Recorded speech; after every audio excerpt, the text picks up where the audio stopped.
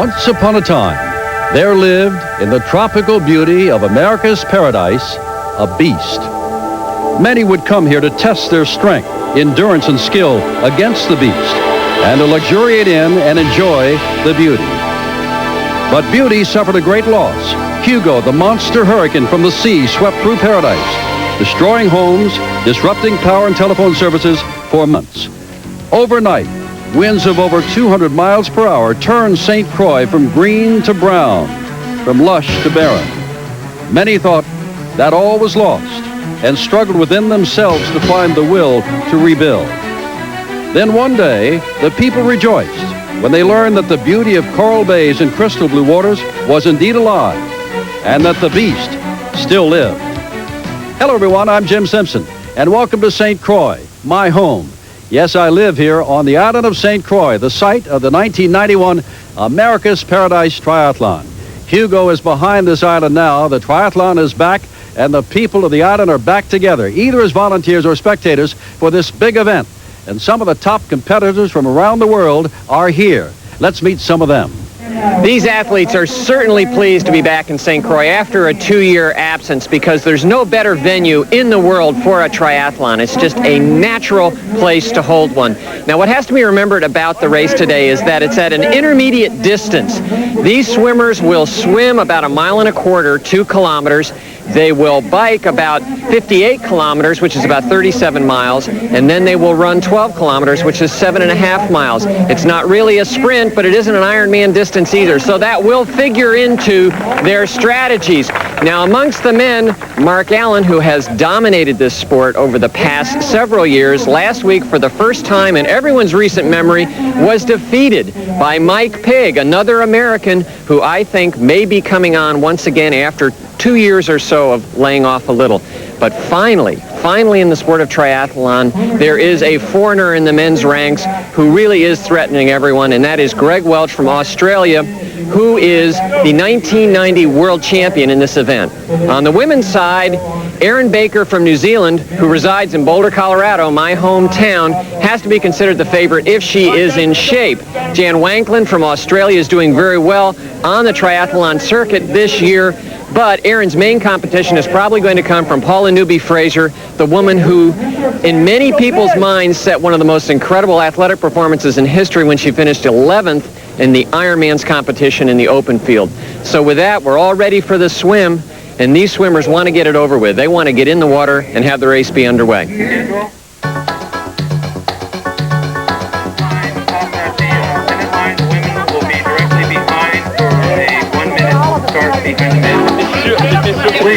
See, the thing about you got to be careful of in the swim is you want to get out and in position very quickly, and you don't want to get caught in the middle of the pack, because the water, when it's turbulent, doesn't give you lift. And so it's very important to get a good position at the start in the swim. And that's why you'll see them really sprinting and trying to get position, you see, and pick their spot in the water where they want to be, and they really want to get out there quickly.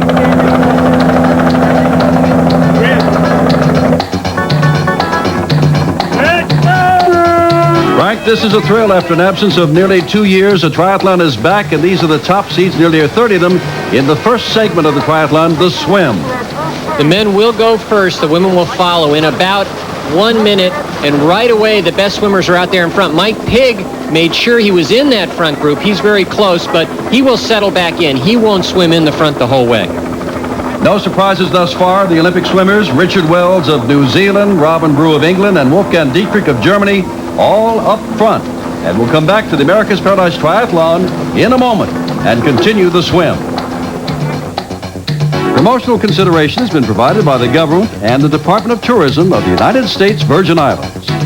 Back to the waters of St. Croix, the swim portion of the triathlon. Remember, the bike and the run to follow.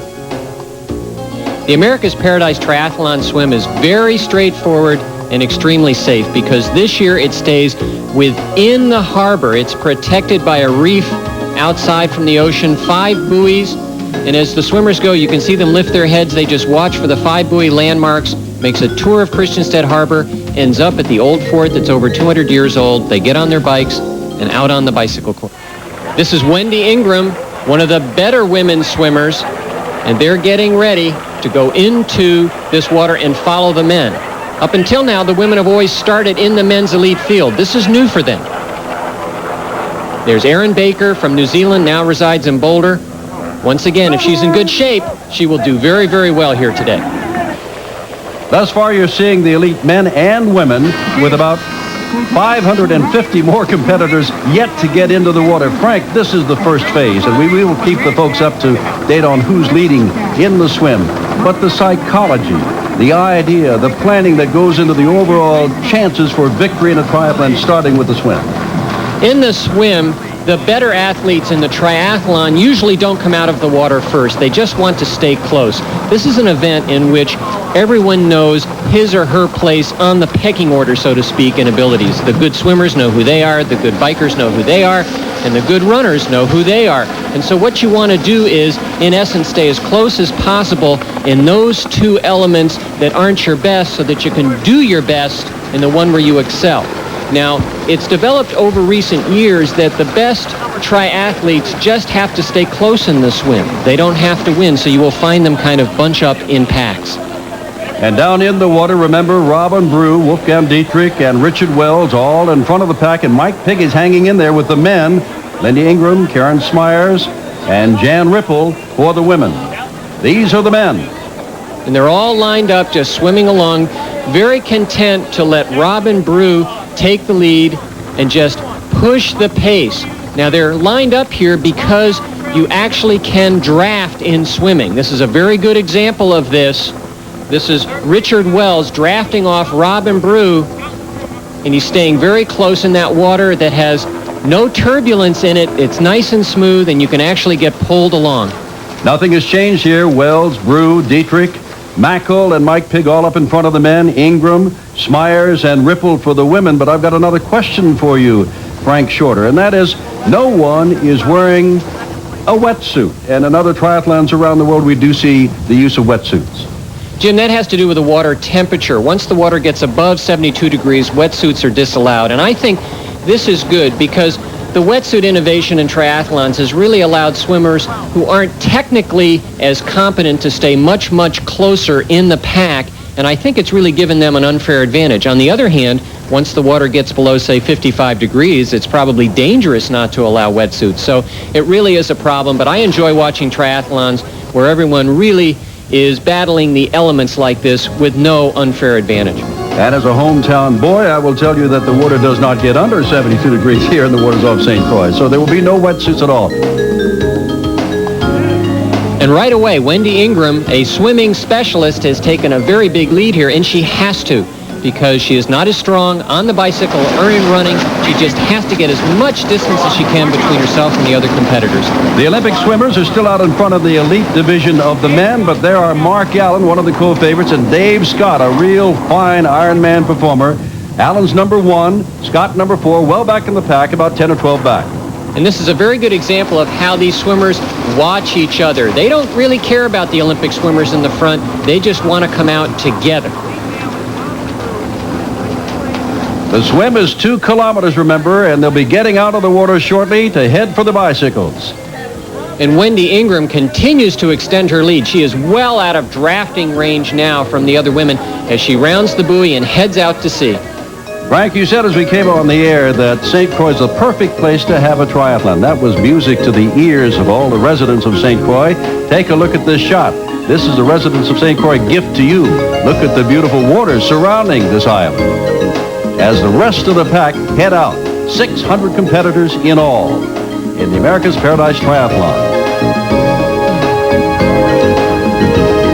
And Robin Brew, the Olympic swimmer from England, continues to lead the Indian file of swimmers around the buoy. They're about halfway through the swim now. They're conserving energy at this point.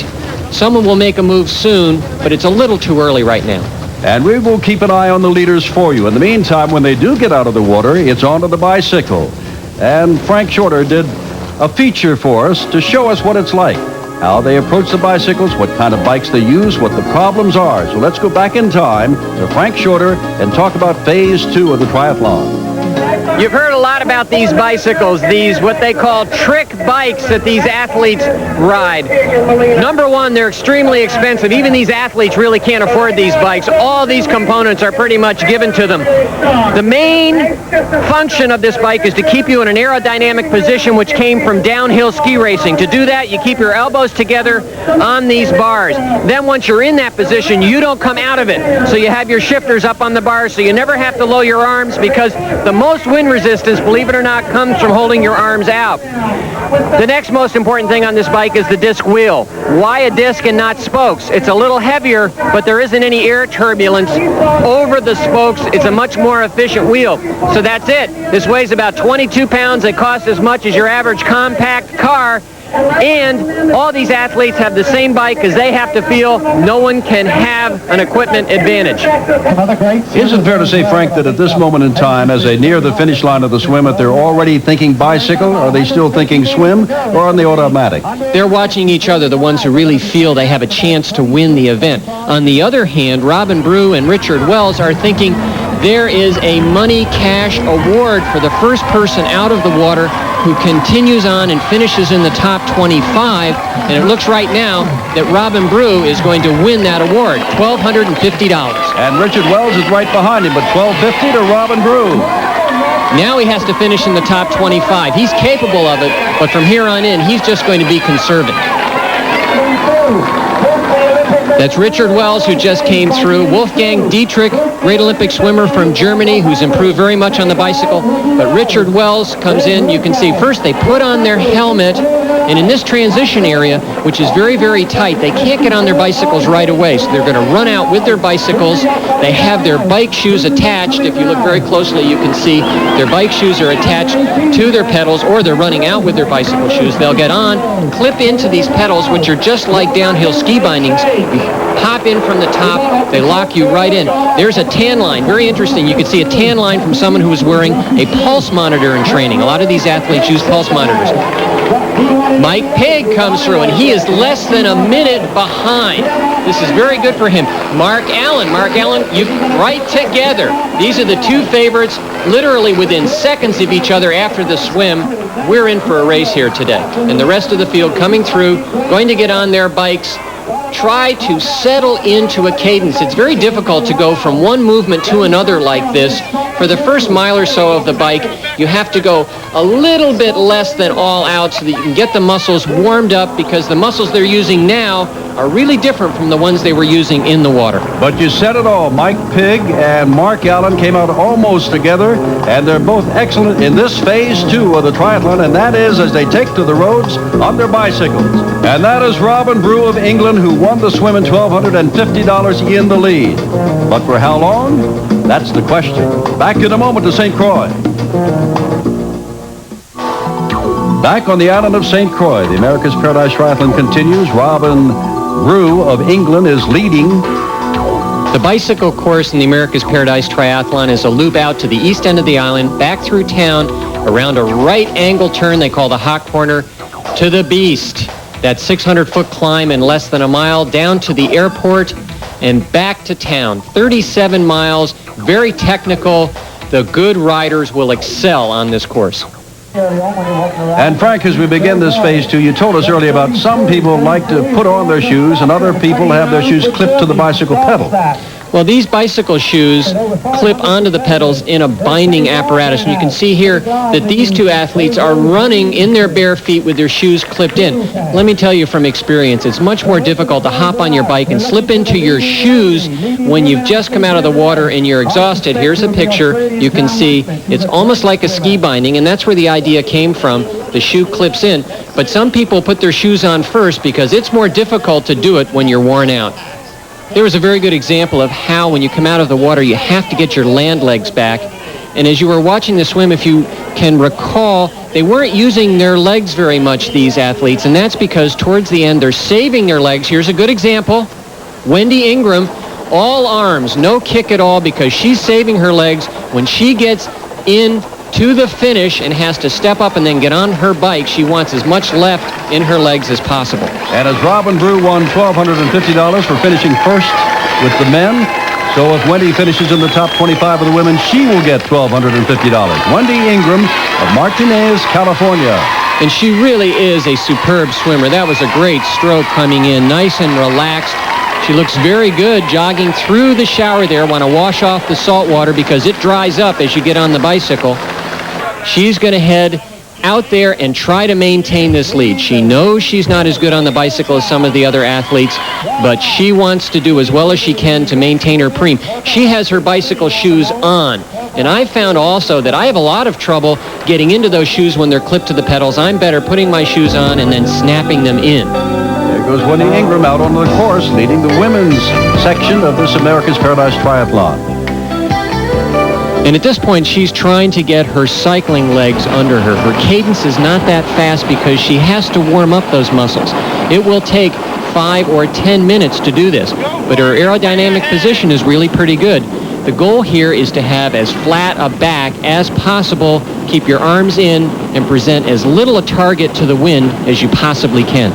Now, as Frank told you at the beginning of the triathlon, this particular portion of the competition is 37 miles long and will include the Beast, which lies ahead of them. And Robin Brew has to be thinking about not only the Beast, which is a tremendous climb, over a mile long at a grade these cyclists never ride on in training, but he's going to get past now. Robin Brew on the right, Rob Mackle on the left, who's become a much better bicycle rider in the last couple of years. Here's a good example of form. Look at Rob Mackle, how far in his elbows are compared to Robin Brew. He's presenting a smaller target. He's the better cyclist. That's out on the course. This is back in the harbor where the swimmers continue to finish. And here comes Karen Smyers of Medford, Massachusetts. And she is the reigning world champion at this, what they call Olympic distance. It's an intermediate distance, not an Ironman distance, a distance that they're trying to get accepted as an Olympic standard. And the rest of the women, look at this group. This is a real bunch up here. Joy Hansen coming through, Carol Montgomery, Jan Ripple. I see there's Paula Newby-Fraser, all the top women. But Karen Smyers is the first out of the transition area with all her competition just behind. I think we need an explanation here, Frank. You say it is not the Ironman distance. Why has the America's Paradise Triathlon been shortened this year? They want to make it more comparable to the standard Olympic distance. They want this to be an Olympic sport, and I think it should be. But the standard Olympic distances are 1,500-meter swim, 50-kilometer bike, and 10-kilometer run. These distances here at St. Croix aren't exact, but they're close. And here's Erin Baker. This does not bode well for her. The rumor was she was not in very good condition coming in, and I think that's the case.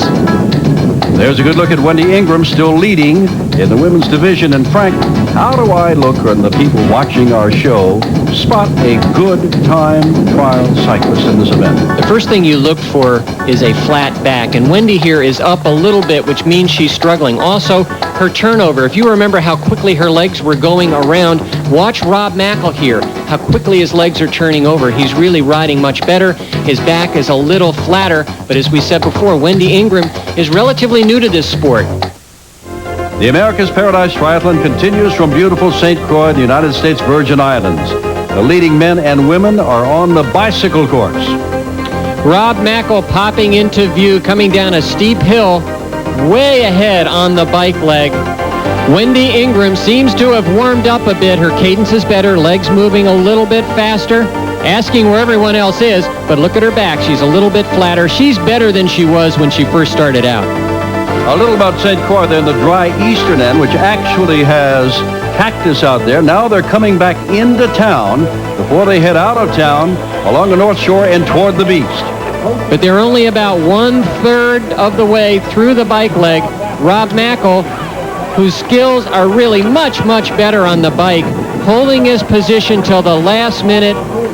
I'm not sure he thought he was going to be this far ahead at this point in the bike. He looks around. Where's Mike Pigg? Where is Mark Allen? He's going to make a left-hand turn here. Fairly sharp, head up downtown, but the really tight corner comes very quickly. Heading right up King Street, and normally, Frank, that's a one-way street coming the other way, but this is the triathlon, and they've changed things around. And this is where the crowd gathers, the hot corner. A very sharp left-hand, right-angle turn, and he is cautious. Hear his brakes screaming on that disc. He was going to make sure he got through. That's a relief. Heads out of town. He'll maybe take another look back before he settles in and really tries to get his speed back up. This is Mike Pigg. You can tell that characteristic riding style. His head bobs, his shoulders go up and down. Riding very well here in second place, coming back into town. And again, don't be confused. Some people are heading out of town while Mike Pigg and company are coming back into town. And right now, Mike is riding down Rob Mackle.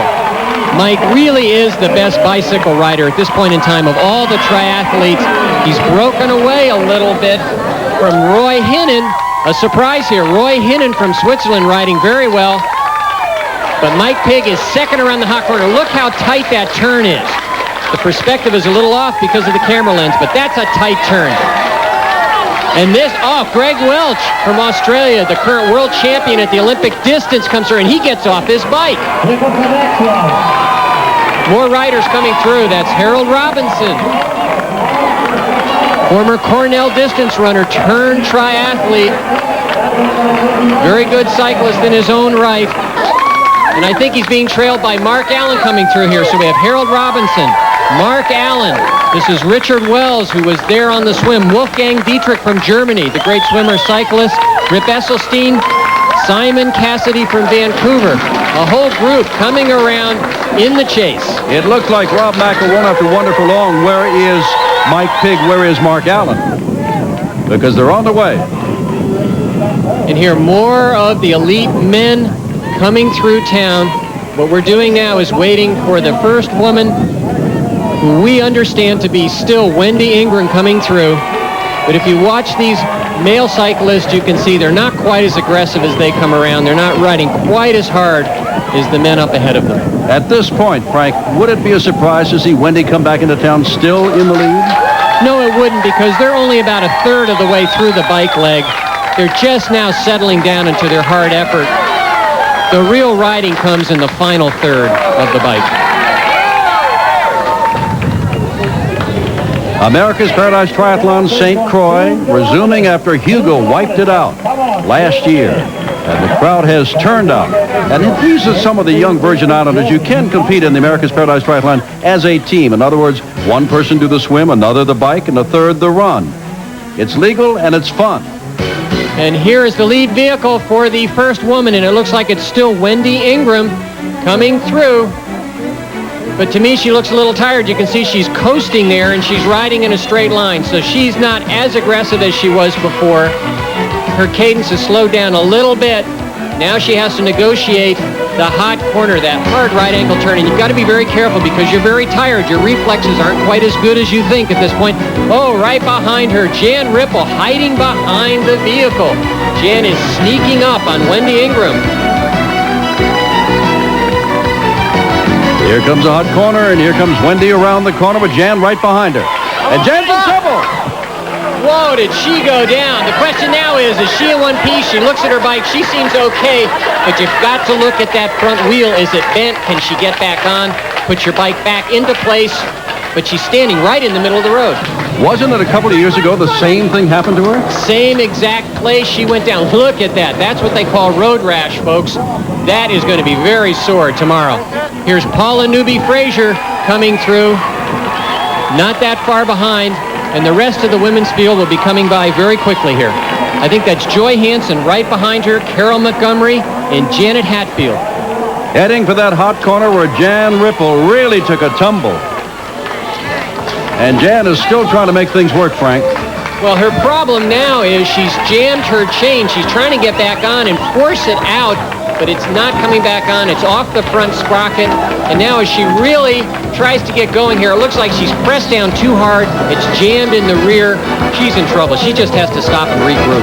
And unfortunately for Jan Ripple, any chances of winning have just about disappeared.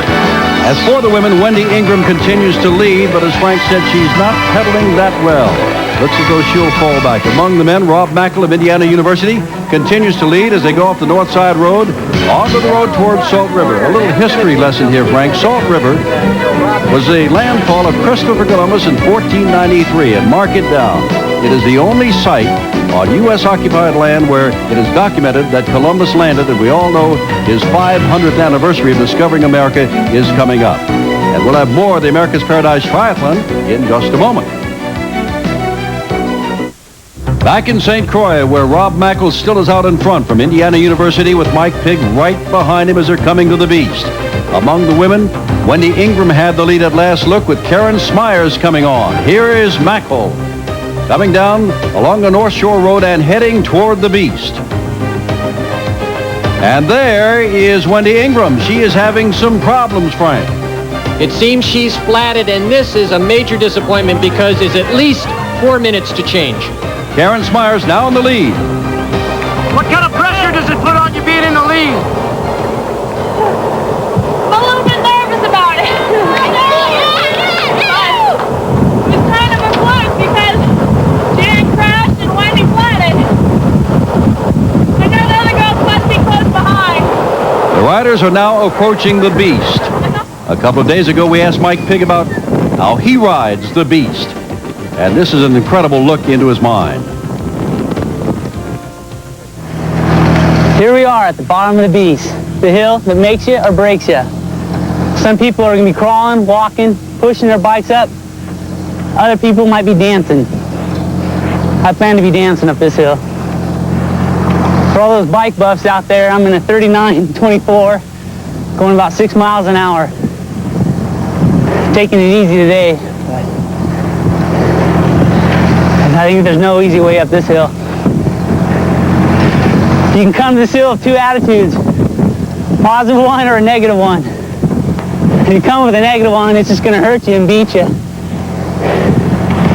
If you come with a positive one, you just might be able to dance all the way up the hill. A lot of people think the last couple miles in a triathlon are the toughest part. But at St. Croix, the beast is the toughest part. And I think this is the thing that they're worried about, the challenge of the hill. Once they're over the top of this, there'll be a sigh of relief and a little sweat passed, and they'll be home free. A lot of athletic ability here, Frank, but it's the mind that has a lot to do with the triathlon or any sport. And for those viewers who ride mountain bikes, the gearing that was explained by Mike Pigg is a mountain bike low gear. That is a very steep hill. How steep is it? 600 feet is how far up you must go in an incline. Look at it this way, not the same level of incline, but the Washington Monument is 555 feet tall. A lot of folks wind up just pushing their bikes and walking the last 300 or 400 yards. There's Rob Mackle. He started up the beast. He won't even waste any energy looking around to see who's behind him. He's just thinking about getting up that hill.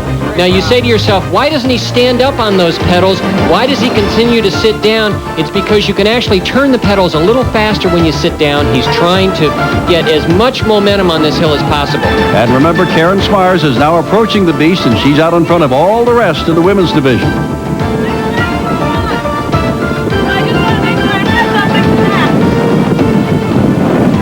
Karen describing how she is just laying back and actually riding fairly easily, and that seems to be the case from her positioning. She's not down, she's not going very hard, she's just trying to maintain her lead.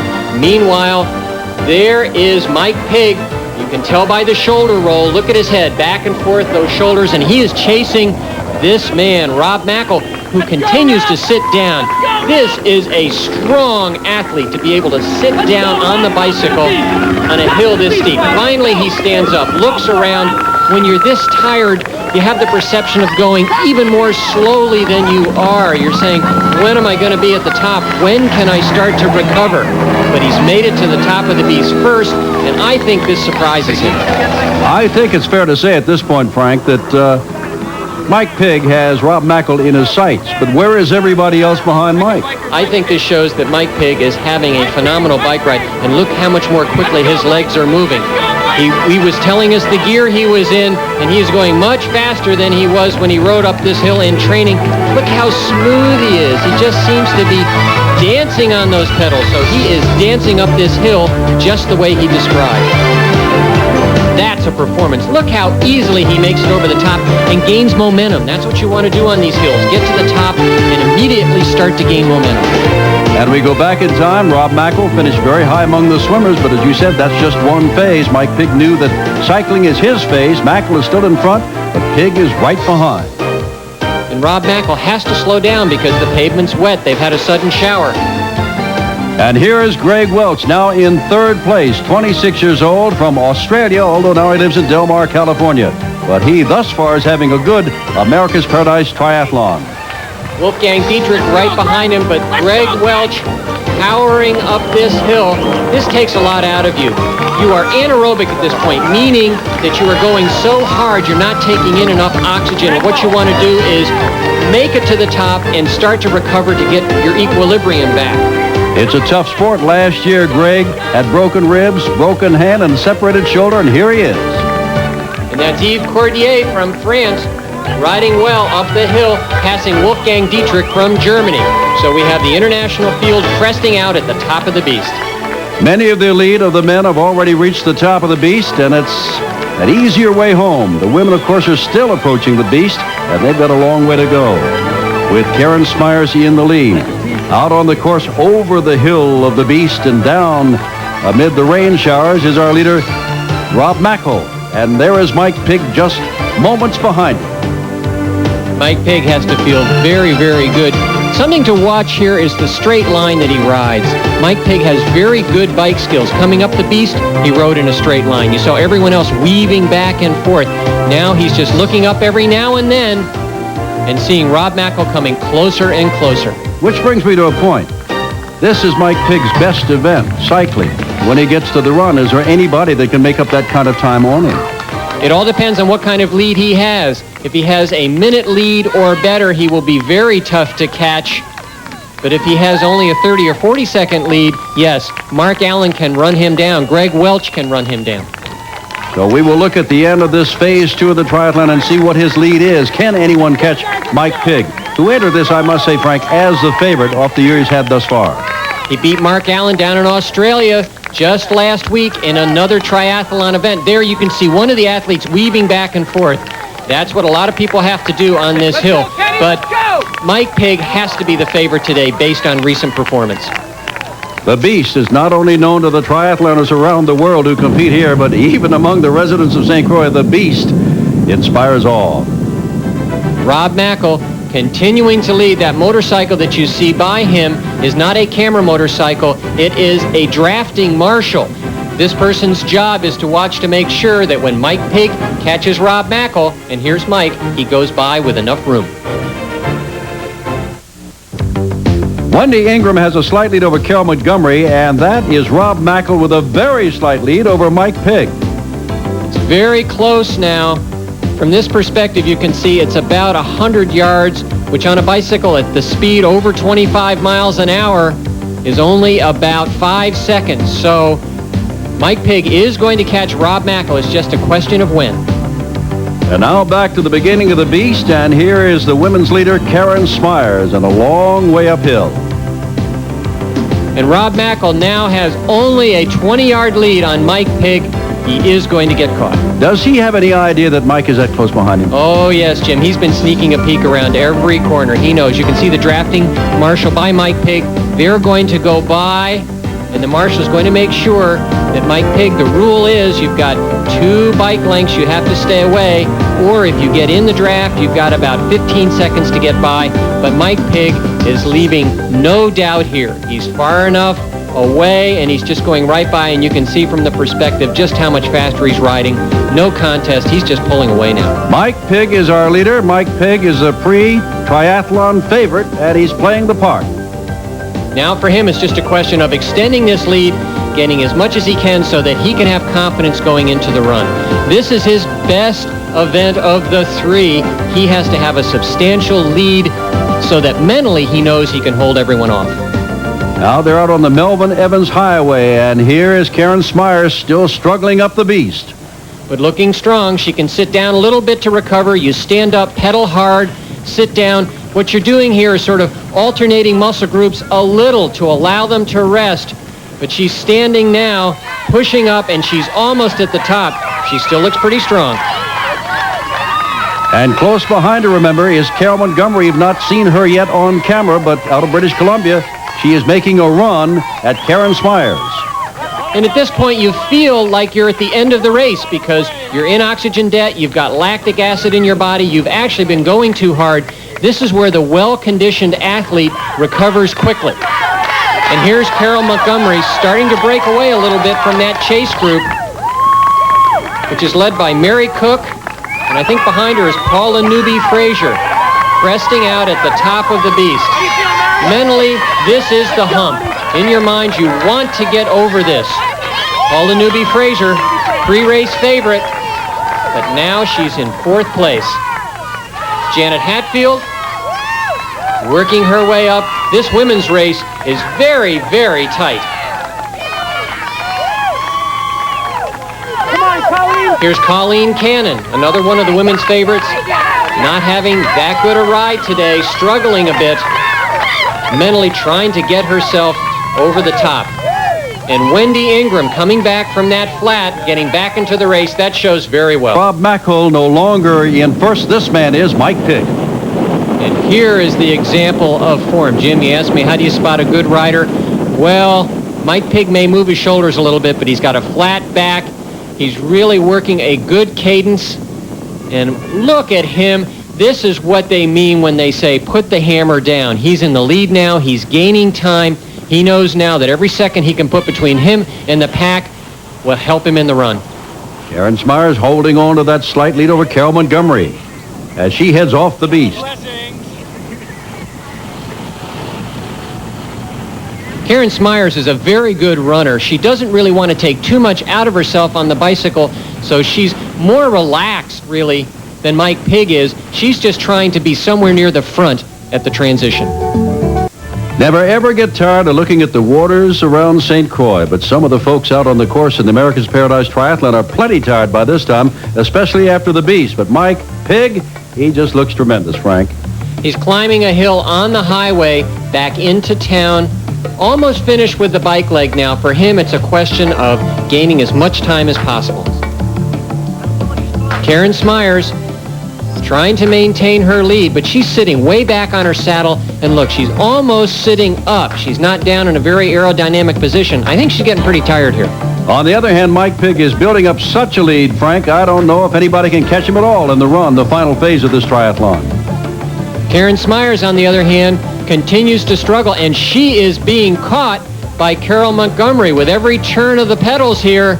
It seems that Carol Montgomery is catching her. And the other thing to watch here is Karen Smyers is riding way wide on the road. I don't know why she's doing that. She should be in on the curve, riding the tangent. And let's see just how quickly Carol, oh, she looks around, sees Carol Montgomery's there, and look, Carol goes right through on the inside where she should go. This pass should happen very quickly. And doesn't we have a new leader? As Mike Pitt caught Rob Mackle, so Carol Montgomery catches Karen Smyers, and they're our current leaders. Carol Montgomery, in comparison to Karen Smyers, low on her bike. She's taking a drink there. That tube that she's drinking is attached to a bag behind her seat that's under pressure. So she just sucks a little bit, and the water comes right through, so she doesn't have to lower her arms and come out of aerodynamic position. Now we're back in town, and here's Mike Pigg with a big lead. He's relaxing now. He's not pedaling hard. At the end of the bike ride, you take the lead you've got. Oh, look at that. He's still got his bike skills. There were some bumps there. He pulls up his bike. This is a man in total control. This is one of the best courses of all the triathlons in the world. And for a couple reasons. One, you got the ocean, which is really beautiful here. And two, you got an excellent bike course that challenges the riders, challenges shifting gears, standing up, sitting down positions on the bike, and then you got a humongous hill that you have to climb up. So I'm looking forward to that. And then you have a run that adds a little heat to the race. By the time you start running here, it's around 80 to 90 with direct sun on you. So it's going to be a challenging course. A challenge to be sure, but Mike has a better than 2-minute lead, Frank. I know we know it, but I don't think he knows it. And Mike always runs scared because he's not the best runner from amongst the triathletes, so he will need that lead. Out on the course, Carol Montgomery trying to build up the same kind of lead, if she can, over the rest of the field in the women's division. And she has the same problem. Karen Smyers is a bit better runner than she is, so she needs as much of a cushion as possible. And here's Rob Mackel coming in. He managed to hold on for second in the bike, but he's over 2 minutes behind, Jim. In third place, here's Roy Hinnon coming in. This is a surprise. From Switzerland, riding very well, and Greg Welch, who's the best runner, I think, amongst the men, right behind. But this is Rob Mackel heading out of transition. You can tell he was a swimmer at Indiana. That's a swimmer's torso. And here's Mark Allen, not having a good day. Mark is obviously not in prime condition at this point, and Wolfgang Dietrich coming in right behind. But Wolfgang's a swimmer. Watch out for Mark on the run, though. Even if he's not that good on the bike, he'll run very well. This is Greg Welch heading out. And the run course heads east from town, out and back on a relatively flat asphalt road, except for one side trip in around a hill they call the Mini Beast to a turnaround and back. 12 kilometers, approximately 7.5 miles. So now it's the runner's turn, and Greg Welch, I think the best runner in the group, a couple of days ago went out to the Mini Beast to give us his perspective. Hi, this is Greg Welch, and I'm standing on top of the Baby Beast for what I think will be the most difficult part of the run course. I think for the athletes tomorrow that we'll have to take a lot of water during the bike ride and get set for a very hard run course. And I think that this hill here is the most difficult part. So I think, therefore, that we have to sort of ease up just a little bit before it, go into it nice and easy. When you get to the top, roll down the other side, take a lot of water, and coast on down to the finish line in the America's Paradise Triathlon. Thank you, Greg. But now back to the women, still on the bikes. Here's Carol Montgomery building up that lead over Karen Smyers. And we'll come back to beautiful St. Croix in just a moment. This triathlon all began a little while ago on that hotel on the Key beach, right there at the right-hand side of your picture. Carol Montgomery coming in. She had never been to St. Croix before this triathlon, so we asked the young woman from North Vancouver, British Columbia, why she came to St. Croix. Well, it's the first race of the World Cup Series, and that's probably the main reason. And just to see where I'm at, and really stiff competition. There's some good prize money in the race, plus the challenge of the course, so you hear so much of the beast. I wanted to see what it was really like. Carol Montgomery heading out onto the run. Not her strongest leg, but she's got a very, very good time lead. You can tell by the way she runs, she's not primarily a runner. Her arm carriage is good, but she's not extremely smooth with her legs. The good cyclists have a little bit of trouble at the start, really getting unwound. Right here, Rob Mackel is about to be passed by Greg Welch. As we said before, Greg Welch really is the best runner in this entire field, so this is not a surprise. Rob Mackel, I think it's a surprise he held on as long as he did. And the man, Mike Pigg, heading down a hill. Very soon now, he will go up the Mini Beast. He started the run with a better than 2-minute lead.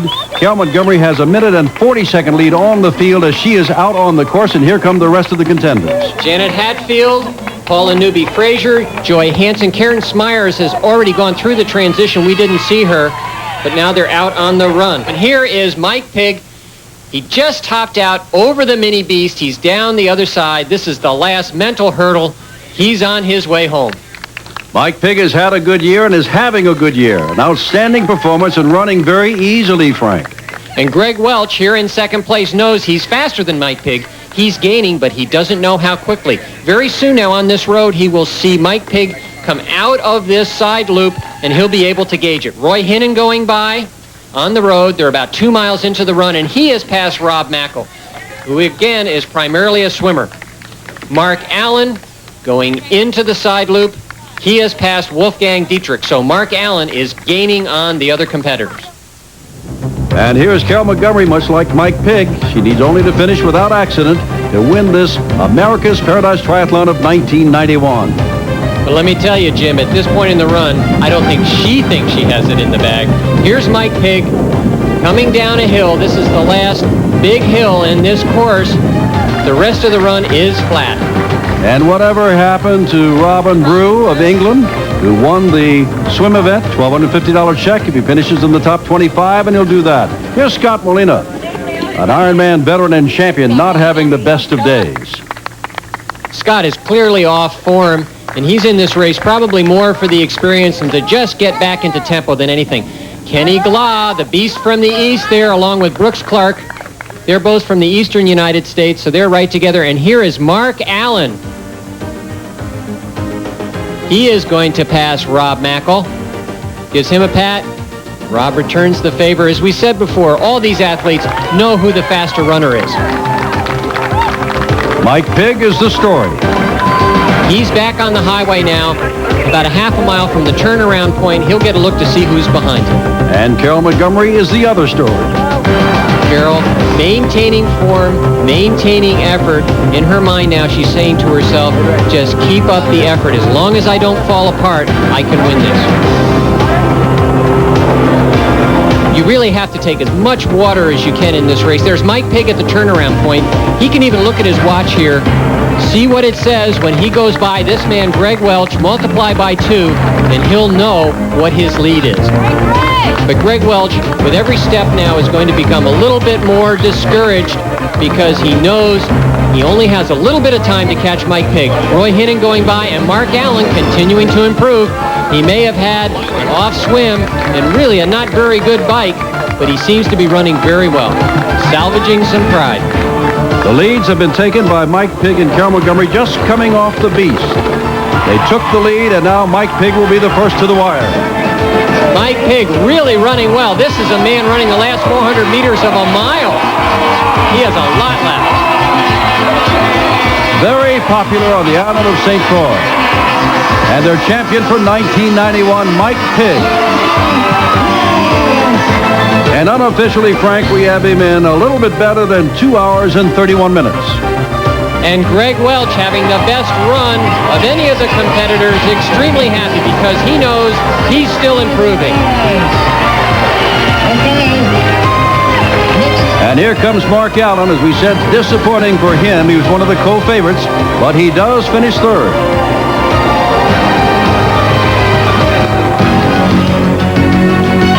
Montgomery trying to hold on. You can see her struggle now. Before, her arms were just going back and forth. She was relaxed, but she's pressing, but it looks like she's going to win this. Mike Pigg has won the men's title, and here comes Carol Montgomery to win the women's title. And she knows she has it now. Only a 12 or 13 second difference between first and second, and both Carol and Karen finished in about 2 hours and 53 minutes plus. And our congratulations to the 1991 American Paradise Triathlon champions, Mike Pigg and Carol Montgomery of North Vancouver, British Columbia, Canada. Promotional